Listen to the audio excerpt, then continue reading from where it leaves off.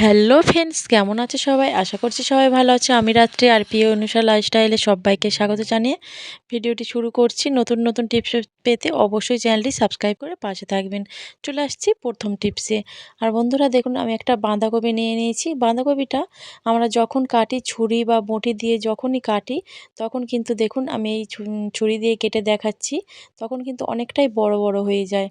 আর বড় বড় বাঁধাকপি কাটার পরে যখন আমরা রান্না করব, তখন কিন্তু এগুলো ভাজতে অনেক টাইম লাগবে আর সিদ্ধ হতেও অনেকটাই টাইম লেগে যাবে। তাই আমি কী করছি দেখুন, একটা গ্রেটার নিয়েছি। যেটা বড় দিকটা আছে ওই দিক থেকেই আমি আজকে বাঁধাকপিটা গ্রেট করে আপনাদের সামনে দেখাবো। তো কেমন হয় দেখুন, আমি বাঁধাকপিটা খুব ভালোভাবে কিন্তু গ্রেট করে নিচ্ছি। এতে যখনই বাঁধাকপিটা কাটতে যাব তখন কিন্তু একদম কম সময়ে অনেক বাঁধাকপি একসঙ্গে আমরা কেটে নিতে পারবো। আর বটিতে বা ছুরিতে কাটতে গেলে কিন্তু আমাদের অনেকটাই টাইম লেগে যাবে অনেক একসঙ্গে বাঁধাকপি কাটার জন্য। আর দেখুন বন্ধুরা, বাঁধাকপি অল্প করে আমি গ্রেট করে নিয়েছি, নেওয়ার দেখানোর জন্য আপনাদের। তো দেখুন কত সুন্দর একদম ছোট ছোট কুচো কুচো হয়ে গেছে। আর কুচো কুচো হয়ে যাওয়ার জন্য কিন্তু রান্না করার সময় আমাদের কিন্তু একদম তেল মশলা কিন্তু একদম অল্প লাগবে। আর বাঁধাকপিটা ছোট ছোট হওয়ার ফলে কিন্তু অনেকটা গ্যাসও আমাদের খরচা কমে যাবে, আর তেল খরচা কমে যাবে, আর অনেকটা সময়ও বেঁচে যাবে। এইভাবে যদি বাঁধাকপিটা আমরা কুচিয়ে নিই, তাড়াতাড়ি সিদ্ধ হয়ে যাবে, তাড়াতাড়ি রান্নাও হয়ে যাবে। চলে আসছি পরের টিপস। বন্ধুরা দেখুন, আমি কয়েকটা কানের দুল নিয়েছি, যেগুলো স্টোনের বা অন্য দেখুন আমি কিন্তু একসঙ্গে রাখার ফলে কিন্তু এগুলো কিন্তু যেগুলো স্টোনের হয় সেগুলো কিন্তু অনেক সময় দেখা যায় একটা স্টোন উঠে গেল একটা কানের, তো অনেকটাই দামি স্টোনের যে কানেরগুলো হয়, তো উঠে গেল আর কিন্তু একটা আমরা পরতে পারি না। তাই আমি কি করছি দেখুন, একদম আলাদা আলাদা করে রেখেও দিতে পারবো। আর যে কোনো কন্টেনারের দেখুন আমি একটা ঢাকা নিয়ে নিয়েছি। তো এই প্লাস্টিকের ঢাকাগুলো কিন্তু অনেক সময় অনেক দিন হয়ে যাওয়ার পরে কিন্তু এগুলো ভেঙে যায় আর আমাদের কিন্তু কাজেও লাগে না। এগুলো আমরা কি করি, অনেক সময় দেখা যায় হয়তো বিক্রি করে দিলাম ফেরিওয়ালার কাছে, বা এগুলো ফেলে দিলাম, নোংরা আবর্জনা হয়ে থাকে। তাই আমরা কি করব দেখুন, একটা আ কন্টেনারের ঢাকা নিয়ে নিয়েছি। নেওয়ার পরে আমি কিন্তু কানের বসাগুলো এইভাবে খুব সুন্দর করে কিন্তু গেঁথে গেঁথে রেখে দেবো। আর যে সকল বন্ধুরা আমার চ্যানেলে আগে থেকেই সাবস্ক্রাইব করেছেন তাদেরকে অনেক অনেক ধন্যবাদ, অনেক ভালোবাসা। যারা নতুন আসছো অবশ্যই আমার চ্যানেলটি সাবস্ক্রাইব করে পাশে থাকবেন। আর ভিডিওটি ভালো লাগলে অবশ্যই একটা লাইক দিয়ে দেবেন। আর ফ্রেন্ডস এবং ফ্যামিলির সঙ্গে অনেক অনেক শেয়ার করবেন। আর দেখুন বন্ধুরা, আমি কিন্তু অনেকগুলোই কানের দুল বসা কিন্তু এর মধ্যে লাগিয়ে নিয়েছি। আগে থেকেই দেখুন আপনাদের সামনে কিন্তু একটা সেফটি পিন দিয়ে ফুটো করে নিয়েছি। আরও অনেক কিন্তু এর মধ্যে কানের ধরবে।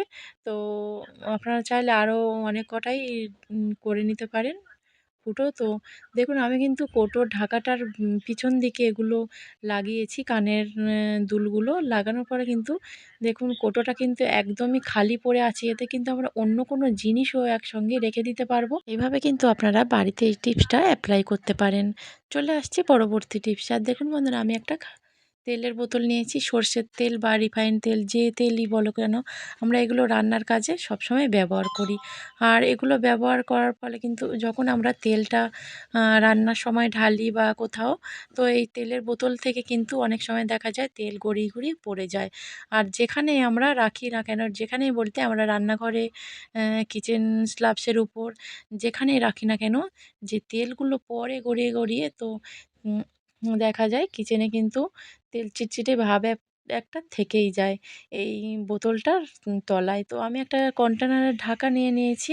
তো নেওয়ার পরে দেখুন আমি ওর উপরে যদি রেখে দেওয়ার পরে কিন্তু তেল যদিও বা পড়ে, ওর উপরে কিন্তু পড়বে, আর কোনো রকম কোনো সমস্যা হবে না। যেহেতু আমি ঢাকাটার উপরে তেলের বোতলটা রেখেছি, ওর উপর যদি পড়েও যায় আমাদের কিন্তু কিচেন স্ল্যাবসে আর পরিষ্কারও করতে হবে না, আমাদের কিন্তু মূল্যবান সময় অনেক বেঁচে যাবে। ভিডিওটা কেমন লাগলো অবশ্যই কমেন্ট করে জানাবেন।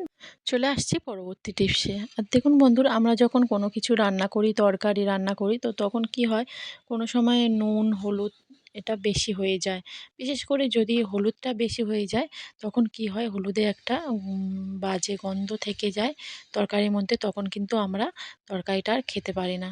এখনও পর্যন্ত যারা ভিডিওটা দেখছো অবশ্যই একটা লাইক দিয়ে দাও, আর অনেক অনেক শেয়ার করে দেবেন। আর আমরা কিন্তু যখনই তরকারিতে হলুদ দিই তখন কিন্তু বুঝতে পারি না যে হলুদটা বেশি হবে কি কম হবে। তাই হলুদটা যখনই বেশি হয়ে যাবে তার জন্য আমি একটা টিপস নিয়ে এসেছি, যাতে তরকারির মধ্যে যে হলুদটা গন্ধ হয়েছে সেটা কিন্তু একদমই দূর হয়ে যাবে। দেখুন বন্ধুরা, আমি একটা খুন্তি নিয়েছি, আপনারা চাইলে কিন্তু ঝাঁঝরি, হাতা, চামচ, খুন্তি যে কোনো একটা নিয়ে এইভাবে যদি আমরা দেখুন গ্যাসের মধ্যে ভালোভাবে কিন্তু একটু গরম করে, মানে একটু পুড়িয়ে নিচ্ছি, পোড়া পোড়া ভাব যখন চলে আসবে, আপনারা চাইলে মাটির কোনো জিনিসও নিয়ে এইভাবে করে নিতে পারেন পুড়িয়ে। যদি তারপরে যে তরকারিটার মধ্যে হলুদটা হয়েছে তার মধ্যে কয়েক সেকেন্ড যদি এইভাবে দিয়ে রেখে দিই, দেখুন কেমন হয়ে যাচ্ছে, আপনারা তো বুঝতেই পারছেন। দিয়ে রেখে দিলে কিন্তু হলুদটা কিন্তু একদমই, হলুদের গন্ধটা চলে যাবে, তরকারির মধ্যে কিন্তু একদমই হলুদের গন্ধ থাকবে না। আপনাদের বাড়িতে যখনই আপনারা তরকারি রান্না করার সময় যখনই দেখবেন যে হলুদটা বেশি পড়ে গিয়ে তরকারিতে গন্ধ হয়ে যাচ্ছে, তখনই কিন্তু এই টিপসটা অবশ্যই অ্যাপ্লাই করবেন।